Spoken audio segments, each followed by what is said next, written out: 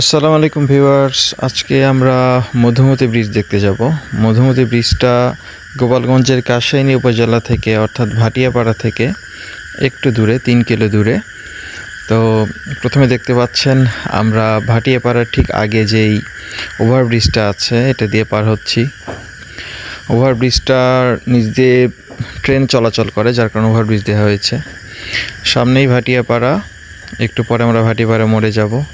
এই যে ভাটিয়াপাড়া মোড় সামনে, এই মোড় থেকে হাতের বাম দিকে বরিশালের রাস্তা চলে গেছে, আর হাতের ডান দিকে আপনার খুলনার রাস্তাটা। আমরা সোজা যাব। সোজা যে রাস্তাটা দেখতে পাচ্ছেন এটা হচ্ছে মেন গোপালগঞ্জ শহরে যাওয়ার রাস্তা। অসাধারণ একটা রাস্তা তৈরি করেছে। রাস্তাটা টোটাল 6 লেনের রাস্তা। এখানে 120-এর উপরে মনে হয় গাড়ি চলে না। আমরা যখন মোটরসাইকেলে যাচ্ছিলাম প্রচুর স্পিডে গাড়ি চলছিল। এই তো সামনে টোল প্লাজা দেখতে পাচ্ছেন, মধুমতি সেতু টোল প্লাজায় আমরা থামলাম।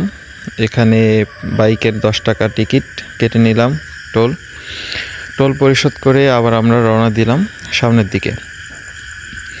এখান থেকে একটু বাম পাশের লেনে আসলাম।